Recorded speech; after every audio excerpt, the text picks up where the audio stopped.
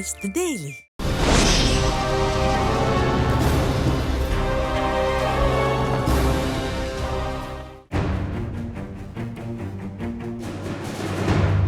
நான் பதவியேற்றதும் மத்திய கிழக்கிற்கு முழுமையான நரகத்தை காட்டுவேன் என்று டொனால்ட் ட்ரம்ப் விடுத்திருந்த எச்சரிக்கை வெறுமனே ஹமாஸுக்கானது மாத்திரம் அல்ல என்றுதான் பல நோக்கர்களும் கூறுகின்றார்கள். அமெரிக்காவை நேரடியாக தாக்கத்திற்கு உள்ளாக்குகின்ற 2 விடயங்கள் தற்பொழுது மத்திய கிழக்கில் இருக்கின்றன. முதலாவது, ஹமாஸ் பிடித்து வைத்திருக்கின்ற இஸ்ரேலிய பணிய கைதிகள் விடயமும் அந்த பணிய கைதிகளுள் 7 அமெரிக்க பிரஜைகளும் இருப்பதான விவகாரமும்.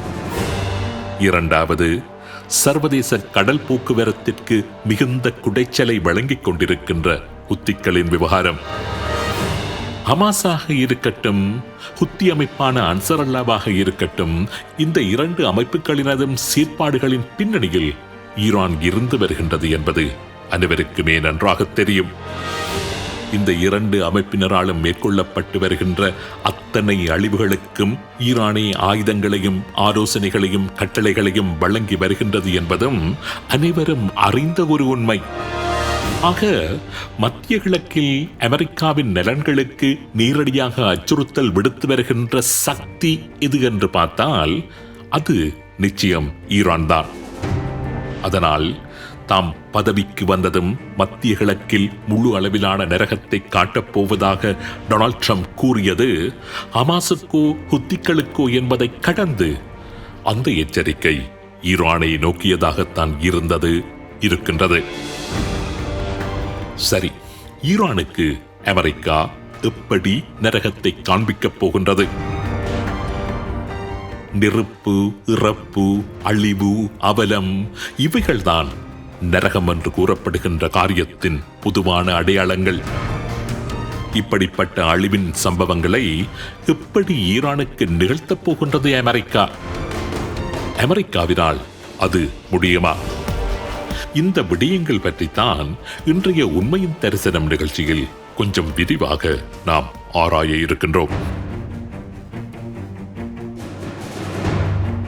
பல நூற்றாண்டுகளாகவே ஈரான் என்று தற்பொழுது அழைக்கப்பட்டு வருகின்ற தேசம் பாரிய 2 மலைத்தொடர்களை தனது இயற்கையான பாதுகாப்பு அரண்களாக கொண்டுதான் எந்தவிதமான அச்சுறுத்தல்களையும் வெற்றிகரமாக எதிர்கொண்டு வருகின்றது. ஒன்று ஈரானுக்கு வடக்கில் உள்ள இல்ஃபூஸ் மலைத்தொடர், அடுத்தது சக்ரோஸ் மலைத்தொடர். எதிரிகளிடம் இருந்து ஈரானை பாதுகாக்கின்ற அரண்களாக இருந்து வந்த இந்த 2 மலைத்தொடர்களும் இன்று ஈரானின் மற்றொரு முக்கிய நோக்கத்திற்காக பயன்படுத்தப்பட்டு வருகின்றன. அதாவது ஈரானின் ஏவுகணைகளையும் விமானங்களையும் ஈரானின் அணு செறிவூட்டும் நிலைகளையும் பாதுகாக்கின்ற மிக முக்கியமான காரியத்தை இந்த 2 மலைத்தொடர்கள் தான் தற்பொழுது மேற்கொண்டு வருகின்றன.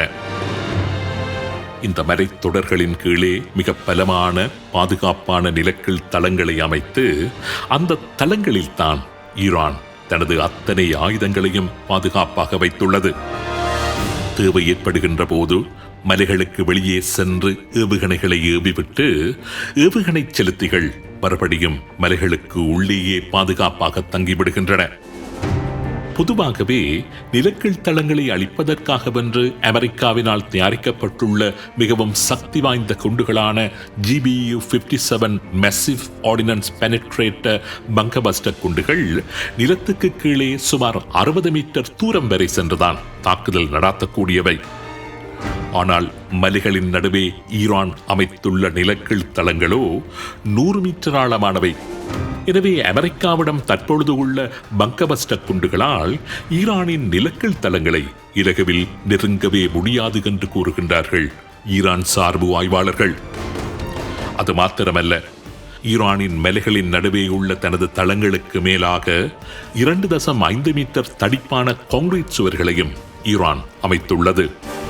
எனவே அமெரிக்காவிடம் தற்பொழுதுள்ளதாக நம்பப்படுகின்ற பங்கபஸ்டர் குண்டுகளை வைத்து ஈரானின் நிலக்கீழ் தளங்கள் மீது தாக்குதலை நடத்துவதென்பது கடினமான காரியம் என்றே கூறுகின்றார்கள் ஈரான் சார்பு ஆய்வாளர்கள். ஒருவேளை ஈரானின் நிலக்கீழ் தளங்களின் ஒரு பகுதி மீது அமெரிக்கா குண்டு வீசினாலும் கூட நிலத்தின் கீழே நீண்டு பரந்து பல்வேறு கிளைகளை கொண்டதாக அமைக்கப்பட்டுள்ள அந்த தளத்தின் மற்றொரு பகுதியில் இருந்து ஈரானினால் ஏவுகணைகளை இலகுவாகவே ஏவ முடியும். ஈரானின் நிலக்கீழ் தளங்கள் பகுதி பகுதியாக பிரிக்கப்பட்டு ஒவ்வொன்றும் 25 தொன் இடையுள்ள கதவுகளினால் மூடப்பட்டிருக்குமாம். ஒரு பகுதி தாக்கப்பட்டாலும் அடுத்த பகுதி என்பது பாதுகாக்கப்பட வேண்டும் என்ற நோக்கத்தில் அந்த நிலக்கீழ் தளங்கள் வடிவமைக்கப்பட்டிருக்கின்றன. ஒருவேளை அணுவாயுத தாக்குதல்கள் அந்த தளங்களை அண்டிய பகுதிகளில் இடம்பெற்றாலும் கூட ஈரானின் நிலக்கீழ் தளங்களை அது பாதிக்காதவாறு நவீன முறையில் ஈரான் தனது தளங்களை அமைத்துள்ளதாகவும் கூறப்படுகின்றது. அது மாத்திரமல்ல, இந்த நிலக்கீழ் தளங்களின் பாதுகாப்பு கடமைகளில் சுமார் 15,000 ஈரானின் சிறப்பு படையினர் ஈடுபட்டு வருவதாகவும் கூறப்படுகின்றது. இப்படிப்பட்ட சுமார் 50 நிலக்கீழ் தளங்கள் ஈரானில் இருப்பதாக நம்பப்படுகின்றது. தமது நிலக்கீழ் தளங்கள் பற்றி அடிக்கடி பெருமையுடன் குறிப்பிடுகின்ற ஈரான் தலைவர்கள் தமது அயல் நாடான ஈராக் மீது முன்னர் அமெரிக்கா எவ்வாறு தாக்குதல் நடத்தியது என்பதை பரிசீலித்து அந்த அடிப்படையிலும் அதேபோன்று அமெரிக்காவிடம் உள்ள ஆயுத வலிமைகள் தொடர்பான கணிப்பீடுகளின் அடிப்படையிலுமே தமது நிலக்கீழ் தளங்கள் அமைக்கப்பட்டுள்ளதாக கூறி வருகின்றார்கள். இப்பொழுது கேள்வி என்னவென்றால், ஈரான் மீது அமெரிக்கா ஒரு இராணுவ நடவடிக்கையை மேற்கொள்வதாக இருந்தால் அந்த தாக்குதல் எவ்வாறு அமைய இருக்கின்றது? ஈரானுக்கு ஒரு நரகத்தை காண்பிக்க டொனால்ட் ட்ரம்ப் நினைத்தால் அமெரிக்காவின் அந்த நடவடிக்கை எப்படிப்பட்டதாக இருக்கும்? யாராலும் தகர்க்க முடியாதவை என்று கூறப்படுகின்ற ஈரானின் நிலக்கீழ் தளங்களை அமெரிக்காவினால் எப்படி சமாளிக்க முடியும்? இந்த விடயம் தொடர்பாக centre for strategic and international studies என்கின்ற சர்வதேச அமைப்பு ஒரு நீண்ட விரிந்த ஆய்வினை வெளியிட்டுள்ளது. அமெரிக்காவின் மிகவும் சக்தி வாய்ந்த பங்கபஸ்டர் குண்டுகளான GBU-57 மேசிவ் ஆர்டினன்ஸ் குண்டுகளை ஒன்றன் பின் ஒன்றாக ஒரே இடத்தில் அடுத்து வீசி தாக்குதல் நடத்துவதன் மூலம் எப்படிப்பட்ட நிலக்கீழ் தளங்களையும் அமெரிக்காவினால் தகர்த்துவிட முடியும் என்று centre for strategic and international studies கூறுகின்றது. இந்த அமைப்பு மேற்கொண்ட ஆய்வுகளின்படி ஈரானின் நிலக்கீழ் தளங்கள் மீது அமெரிக்கா தாக்குதல் நடத்த வேண்டுமானால் குறைந்தது 16 F-18 மற்றும் 10 B-2 குண்டுவீச்சு விமானங்களையும் சுமார் 30,000 GBU-57 மேசிவ் ஆர்டினன்ஸ் பெனட்ரேட்டர் பாம்ஸ்களையும் பயன்படுத்த வேண்டியிருக்கும் என்றும் அது தெரிவித்துள்ளது. இதனை விட அமெரிக்கா மிக அண்மையில் கண்டுபிடித்துள்ள மேம்படுத்தப்பட்ட பங்கபஸ்டர் குண்டான GBU-72 என்ற குண்டும் ஈரானின் நிலக்கீழ் தளங்களை தகர்க்கும் நோக்கத்துடன் வடிவமைக்கப்பட்ட குண்டுகள் என்று கூறப்படுகின்றது. 2021 ஆண்டு அக்டோபர் மாதத்தில் முதலாக பரிசித்து பார்க்கப்பட்ட இந்த GBU-72 குண்டு பற்றிய தகவல்களை அமெரிக்க படைத்துறை பெரிதாக வெளியே கூறவில்லை. ஆனால் கடந்த வருடம் மே மாதத்தில் எமனில் ஹுத்திகளின் நிலக்கீழ் தளங்கள் மீதான தாக்குதல்களின் போது இந்த GBU-72 குண்டுகளை அமெரிக்க படைகள் முதலாக ஒரு தாக்குதல் நடவடிக்கைக்கு பயன்படுத்தியதாக கூறப்படுகின்றது. ஈரானின் நிலக்கீழ் தளங்களை குறிவைத்த தாக்குதல்களுக்கு அமெரிக்கா இந்த GBU-72 குண்டுகளையும் அமெரிக்காவின் நவீன அதிசக்தி வாய்ந்த குண்டுவீச்சு விமானமான ராக்வெல் B-1 லான்சர் என்கின்ற விமானத்தையும் அமெரிக்கா பயன்படுத்துமேயானால் மிகப்பெரிய பாதிப்பினை ஈரான் சந்திக்க வேண்டி ஏற்படலாம் என்று சில ஆய்வாளர்கள் கூறுகின்றார்கள். இவற்றை கடந்து ஈராக்கின் பாலிஸ்டிக் ஏவுகணைகளை தேடி அளிக்கின்ற நடவடிக்கைகளில் அமெரிக்காவினதோ அல்லது இஸ்ரேலினதோ சிறப்பு படைப்பிரிவினர் நேரடியாக ஈராக்கில் களமிறங்கும் சாத்தியம் பற்றியும் சில ஆய்வாளர்கள் எதிர்வு கூறுகின்றார்கள். ஈரானின் இரு மருங்கிலும் ஈரானுக்கு இருக்கின்ற இயற்கையான பாதுகாப்பு அரண்களான மலைகள், மலை தொடர்கள் பற்றி இந்த நிகழ்ச்சியின் ஆரம்பத்தில் பார்த்திருந்தோம். ஆயிரக்கணக்கான கிலோமீட்டர் நீளமான இந்த மலைத்தொடர்கள் எந்த அளவுக்கு ஈரானுக்கு பலமான அரண்களாக இருக்கின்றனவோ அதே அளவுக்கு ஈரானுக்கு அவை பலவீனமானவைகளாகவும் இருக்கின்றன. ஆயிரக்கணக்கான கிலோமீட்டர் நீளமான அந்த மலைகள் என்பன ஈரானின் எதிரிகள் அந்த மலைகளின் நடுவே மறைந்து செயற்படுகின்றதான சாத்தியத்தையும் அங்கு ஏற்படுத்திவிட்டுள்ளன. இஸ்ரேலை பொறுத்தவரையில் தனது எதிரி இதனை தனது பலம் என்று நினைத்துக் கொண்டிருக்கின்றானோ அந்த பலத்தையே அவனது பலவீனமாக மாற்றிவிடுவதில் கைதேர்ந்தவர்கள். ஈரானுக்கு பலமாக இருக்கின்ற அந்த மலைத்தொடர்களை இஸ்ரேலியர்கள் ஈரானின் பலவீனமாக மாற்றி வருகின்றார்கள். ஏற்கனவே இஸ்ரேலின் சிறப்பு படைப்பிரிவுகள் ஈரானின் மலைப்பகுதிகளில் இரகசிய தளங்களை அமைத்து நிலை கொண்டு ஈரானின் முக்கிய இலக்குகள் மீது அதிரடி தாக்குதல்களை தொடர்ந்து மேற்கொண்டு வருகின்றார்கள். ஈரானின் அணு செறிவூட்டும் நிலைகள் மீதான தாக்குதல்கள், ஈரானின் வான் பாதுகாப்பு நிலைகள் மீதான தாக்குதல்கள், ஈரானின் அணு விஞ்ஞானிகள் மீதான படுகொலைகள் என்று ஏராளமான தாக்குதல்களை இஸ்ரேலின் இந்த சிறப்பு படைப்பிரிவு மேற்கொண்டது வரலாறு. மிக அண்மையில் கூட ஈரானின் நிலக்கல் தளம் ஒன்றில் திடீரென்று ஏற்பட்ட தீ விபத்தின் பின்னணியில் இஸ்ரேலின் இந்த சிறப்பு படைப்பிரிவின் கரங்கள் இருந்திருக்கலாம் என்ற சந்தேகத்தை ஈரானிய ஊடகங்கள் வெளிப்படுத்தியிருந்ததும் குறிப்பிடத்தக்கது. மிக முக்கியமாக ஹமாஸின் தலைவர் இஸ்மாயில் ஹனியா மீதான தாக்குதலை கூறலாம். ஈரானின் தலைநகரில் வைத்து அவரை படுகொலை செய்திருந்தார்கள் இஸ்ரேலிய சிறப்பு படையினர். வான்வழியாக குண்டுகளை வீசி அவர்கள் ஹனியாவை கொல்லவில்லை. ஈரானுக்குள், அதுவும் ஈரானின் தலைநகருக்குள் ஊடுருவி ஈரானின் அதியுச்ச பாதுகாப்பான ஒரு இடத்தில் வைத்து பல நாள் காத்திருந்து அந்த தாக்குதலை அவர்கள் மேற்கொண்டிருந்தார்கள்.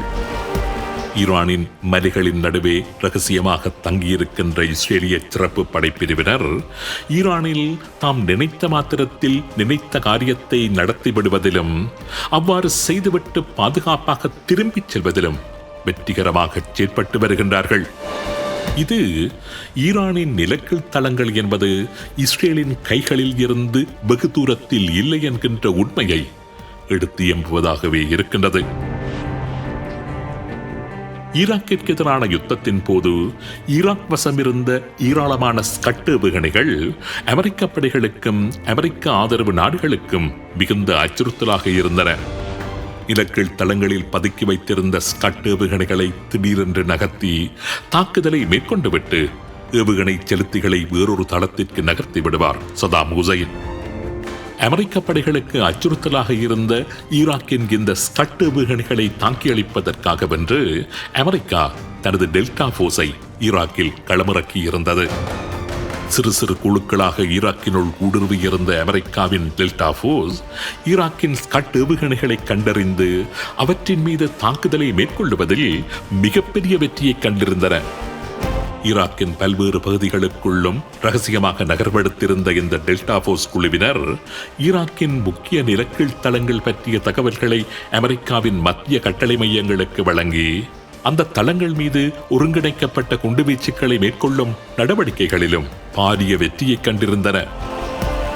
ஈரான் மீதான தாக்குதல் நடவடிக்கைக்கும் இதுபோன்ற சிறப்பு குழுக்கள் அமெரிக்காவினாலும் இஸ்ரேலினாலும் பயன்படுத்தப்படலாம் என்று கூறுகின்றார்கள் சில போரியல் ஆய்வாளர்கள். ஆக உற்றுப்பிடியும் தெளிவாக தெரிகின்றது. மத்திய கிழக்கில் ஒரு நரகத்தை காண்பிக்க வேண்டும் என்று டொனால்ட் ட்ரம்ப் நினைத்தால் அந்த நரகத்தை ஈராக்கில் தான் கொழுந்து விட்டு எரிய வேண்டும் என்று அவர் உண்மையாகவே தீர்மானித்து விட்டால் ஈராக்கின் நிலக்கீழ் தளங்கள் என்பன ஒருபோதும் ஈராக்கிற்கு பாதுகாப்பு அரண்களாக இருக்கப் போவதில்லை என்பது தெளிவாக தெரிகின்றது.